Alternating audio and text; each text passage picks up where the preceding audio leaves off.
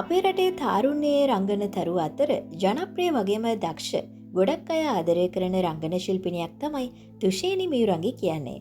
ඉදින් පසුගිය දිනවල ඇයට මුහුණ දෙන්නට සිදුවුණේ අවාසනාවන්ත සිදුවීම් පෙළකට. තුෂේනි මියුරංගි අසනීපව සිටි නිසා මායාවේ ටෙලිනාට්‍යයේ රූගත කිරීම වලට දින දෙකක් සහභාගී නොවූ බවත්, එසේ තිබෙදී ඇය ගැන අපහාසාත්මක පෝස්ට් එකක් සමාජ මාධ්‍යයේ එහි සහාය අධ්‍යක්ෂකවරයා විසින් පළ කළ බවත් ඇය සඳහන් කර සිටියා. නමුත් ඊට පසුව මායාවී ටෙලිනාට්‍යයේ අධ්‍යක්ෂකවරයා විසින් දුෂේනිගේ පෞද්ගලික ජීවිතයද ඈඳා ගනිමින් මේ ගැන වෙනස්ම කතාවක් තමන්ගේ මුහුණුපතට එකතු කළේ දුෂේනි හීනෙන්වත් හිතුවේ නැති වෙලාවක. අධ්‍යක්ෂකවරයා සඳහන් කළේ දුෂේනි දිගින් දිගටම රූගත කිරීම මගහරින බවත්, එකේ පෙම්වතා සචින් රූගත කරන දර්ශනවලදී ඇය වෙනත් පිරිමියෙකුගේ අතින් ඇල්ලුවත් පහත් ලෙස බැනවදිමින් රණ්ඩු වීම නිසා දුෂේනි රූගත කිරීම නවතා එතනින් ඉවත්ව යාමට කටයුතු කරන බවත්ය. මේ හේතුව හින්දා සචින් ලියනගේටත් ප්‍රේක්ෂකයන්ගේ අප්‍රසාදය පළ වුණේ ඔහු වැනි පටු ආකල්ප ඇති අයෙක් හින්දා දුෂේනිගේ රංගන ගමනට බාධා ඇති වන බව පවසවනුයි.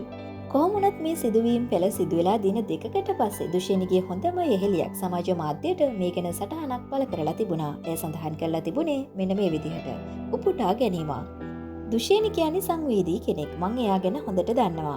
අපි දාන පෝස්ට් එකක් කමෙන්ට් එකක් හින්දා තව කෙනෙක්ගේ ජීවිතය වෙනස් වෙන්න පුළුවන්. මං පෞද්ගලිකව දන්නවා දුෂේනි කියන්නේ දරා ගැනීම ගොඩක් අඩු කෙනෙක්. පුංචි දෙයක් වුණත් එයා ලොකුවට හිතනවා. ඉතින් ඒ හින්දා අපි අපේ ජීවිත ගැන බලාගමු. එයාලගේ ආදරේ, එයාලගේ ප්‍රශ්න ගැන එයාලා බලාගනි. අපි ඔයාලා දෙන්න එක හැමදාම ඉන්නවා. ඉක්මනින් සනීප වෙලා එන්න.